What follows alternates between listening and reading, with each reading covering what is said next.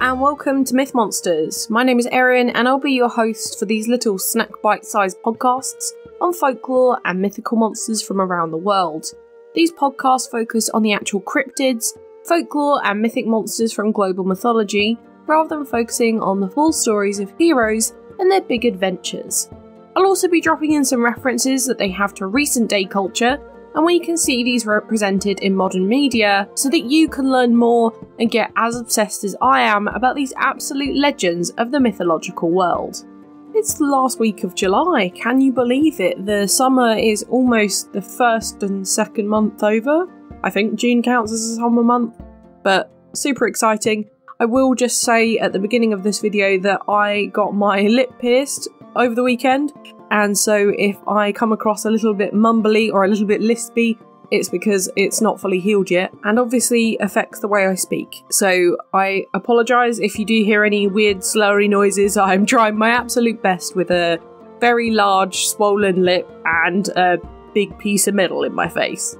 Anyway, we are looking at a legendary cryptid this week, which is a bit of a wild one, and it's been replicated in 1,000,001 media bits along the ages, but I'm really excited to cover this. So this week we are covering the world famous Mongolian Death Worm, which, as you can imagine from the name, is a worm monster from Mongolia.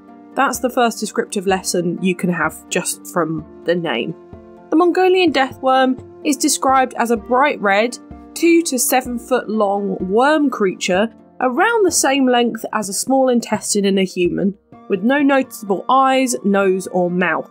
They can spew a corrosive slime, which can melt human flesh and other substances, and they can also produce a slight electrical charge to stun their prey. The Mongolian Death Worm travels underground and can be spotted by the waves of sand that appear on the surface of the desert as it passes by.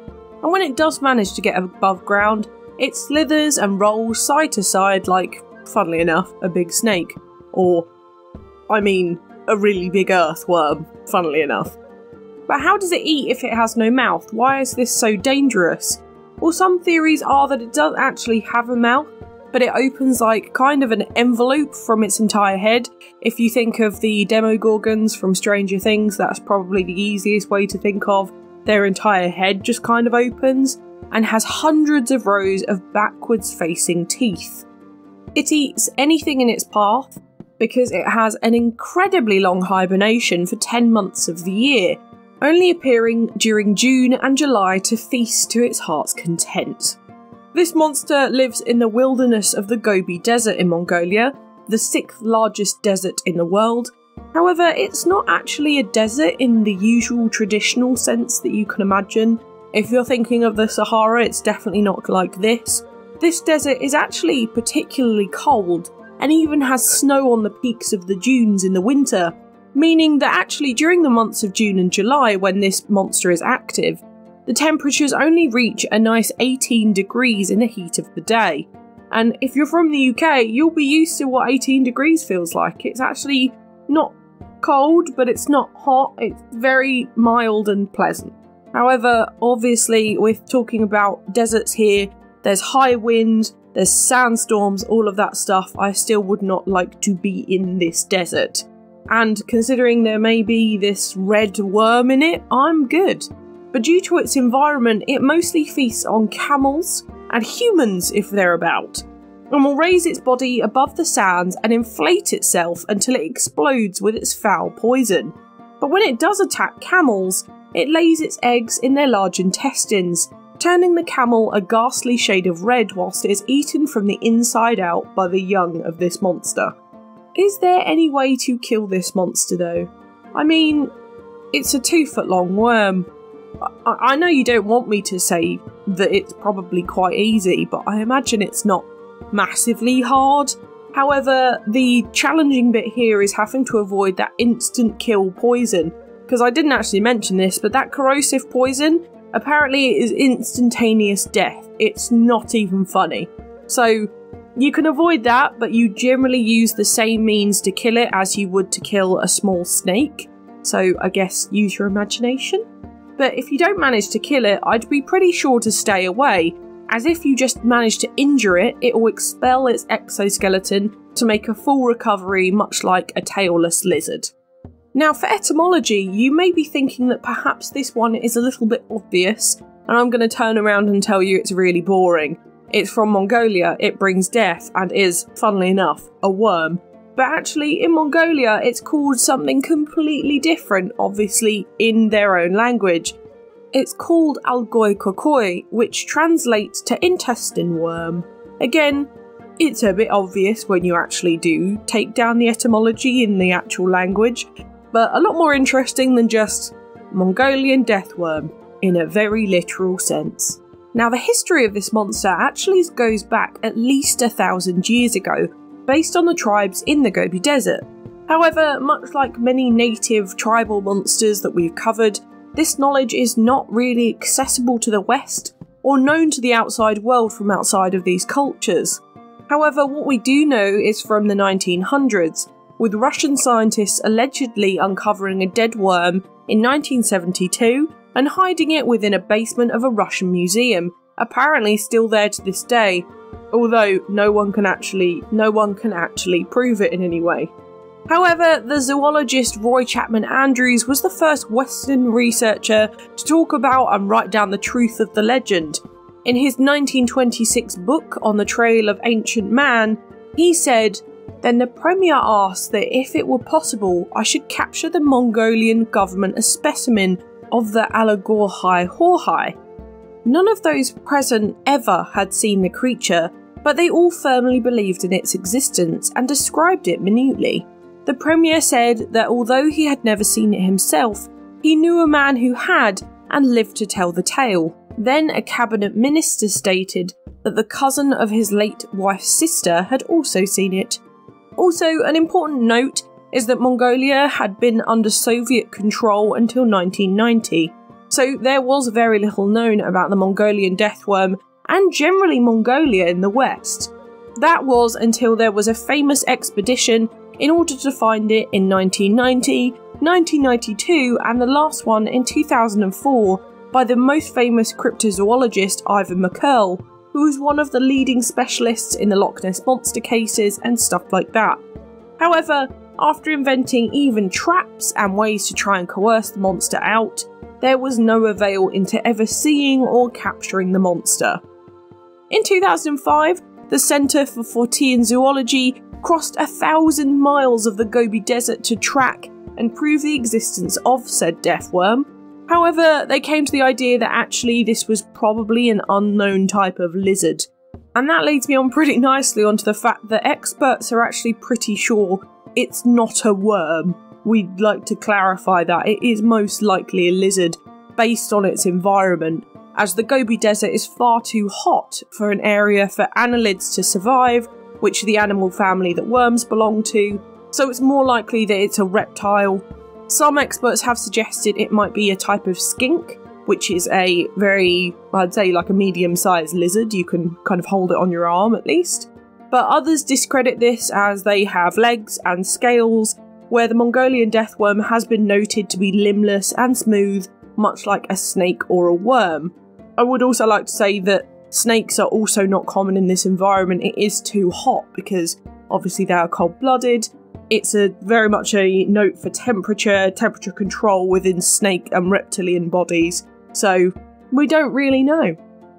The idea that's kind of most probable here is that it's a type of undiscovered lizard-worm combo, which do exist within this environment as they burrow into the sand, and it does definitely match the MO of our monster.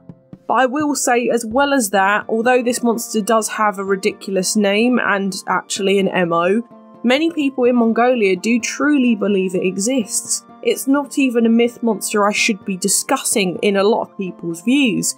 They do truly believe it as a real animal, and because of the numerous stories behind them with eyewitness accounts, there are people that believe it from all over Mongolia, such as park rangers, police officers, and even one of the Mongolian prime ministers. So it does definitely have its hold on that culture and that society as a proved animal rather than a myth monster itself. Now, onto modern media. We do have quite a few this week. As I said at the beginning, it is the inspiration for so many movies and TV series that we've got to cover. And most prevalently, it's the inspiration for the sandworm, which, if you've seen Beetlejuice, if you've seen Dune, anything along those lines, it is the inspiration for all of those monster movies. So you can imagine I do have quite a few for all of these categories this week, so do buckle in. Although I will say we're going to start small for art, as this is a cryptid, very few artistic pieces. However, as usual, there are some amazing independent works, graphic arts, all of that kind of stuff. Have a look at some of those, such as what I've used in the marketing this week. I could not find the artist to save my life, but very, very cool artwork and also a little bit disgusting. In movies, we do have a few such as Mongolian Deathworm, Tremors, Dune, Star Wars, Beetlejuice, Sand Serpents, Men in Black 2 and Transformers Dark of the Moon.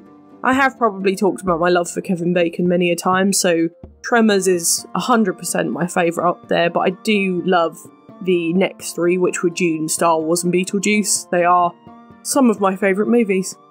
For TV, we have Dune, Tremors, Hercules, The Legendary Journeys, Sliders, Earth 2, Aladdin, Star Wars Rebels, The Outer Limits, Beetlejuice, Ben 10, Teen Titans, Courage the Cowardly Dog, The Flight of Dragons, Fairly Odd Parents, Bounty Hamster, Lost Tapes, Andromeda, Sequest DSV, What's New Scooby-Doo, The Mandalorian, Ultraman Tiga, Intruders, Futurama, SpongeBob SquarePants, The Legend of Korra, Major Lazer, The Mummy, Pirates of Dark Water, My Little Pony Friendship is Magic, and Uchu Sentai Kyuranger. Now, video games is our really big category this week. I actually had to considerably cut this list down, so these are just kind of the biggest ones, the ones at least I know about. So we have Darksiders, Age of Wonders, Dark Souls 3, Deathworms, Destroy All Humans 2, Bugs, Ark Survival Evolved, Black Sigil, Borderlands 2, Castlevania, Portrait of Ruin, Breath of Fire 4, Civilization Beyond Earth, Diablo 2 and 3, Dune, Dynagear, Final Fantasy 5, 6, 10 and 11, Fallout 4, Gears of War 2, Fire Emblem, Three Houses, Halo 5 Guardians, Hollow Knight, The Immortal, Kingdom of Loathing, The Legend of Zelda, Mass Effect, Master of Magic, Lost Land Adventure, Lost Planet, Monster Hunter, World of Warcraft, Xenoblade Chronicles 10, Zombies Ate My Neighbours, Time Splitters, Terraria, Subnautica, StarCraft 2, Splatoon 2, Silent Hill, Scribblenauts, RuneScape, Pokemon, Pikmin, Overlord, No Man's Sky, and Ori and the Will of the Wisps. See, I even think that was maybe too many. I honestly had to really cut that list down. There are so many video games with these types of monsters. I definitely didn't want to overwhelm anyone with this list, so I have cut them down considerably. But my book recommendation this week is Cryptozoology A to Z, the Encyclopedia of Loch Ness Monsters, Sasquatch, Chupacabras and Other Authentic Mysteries of Nature by Lauren Coleman and Jerome Clark, which goes over all cryptids in a great and in-depth way. I really recommend it for all my cryptid fans. You know that I love covering cryptids, so it's very much a series of books that I really love in terms of just finding those cryptozoology books. So I really recommend this one. Now it's time for Do I Think They Existed? Honestly, for this one, I'm so sorry. I'm going to say no, because it's a giant sandworm. And for me, at least, I can only imagine the monsters from Tremors, and with the comical nature of those eating my absolute favourite, Kevin Bacon, and it's a great movie to be completely fair, it is kind of hard to take them seriously. I will say though that the possibility of them being real is also pretty slim. Just due to the quite silly size of them, you would expect them to be like gigantic or, you know, like the sandworms we see in all these modern films. They're huge, they're usually portrayed as these massive monsters like the Sarlacc in Star Wars and all of that, when actually these are actually quite small and a little bit sad in nature. It is hard to take them seriously, but the idea of these bright red worms parading around the Gobi Desert is pretty ridiculous. but we have heard slightly more ridiculous things on this podcast. We did do a whole 19-minute episode on a flying man who is also a moth. You know, there's not much else to go on here. But what did you think? Did the Mongolian Deathworm roam the Gobi Desert? Let me know on Twitter. I would really love to know what you think. I really loved this one. Definitely love a bit of the cryptids for me. They are always just really wild and unusual, and they're just so fun to cover. And this one is crazy considering it's just literally a giant sandworm that lives in a practically unlivable place, but it's certainly a memorable one at that. Next week though, we are staying in Asia and heading back over to Japan for the legendary Japanese monster, the Tengu. Make sure that you keep your sword sheathed to avoid the wrath of this monster next Thursday with me. But for now, thank you so much for listening. It's been an absolute pleasure. If you enjoyed this podcast, please give it a rating on the service you are listening on. I've got the Twitter for any questions or suggestions on what monsters to cover next, and I'd really love to hear from you. The social media handles for TikTok, YouTube and Instagram are Myth Monsters Podcast, and the Twitter is Myth Monsters Pod. But all of our content can always be found at mythmonsters.co.uk, and you can find us on Good Pods and Patreon if you want to help me fund the podcast too. Come join the fun though, share this with your pals, they might love me as much as you do. But for now, stay spooky, and I'll see you later, babes.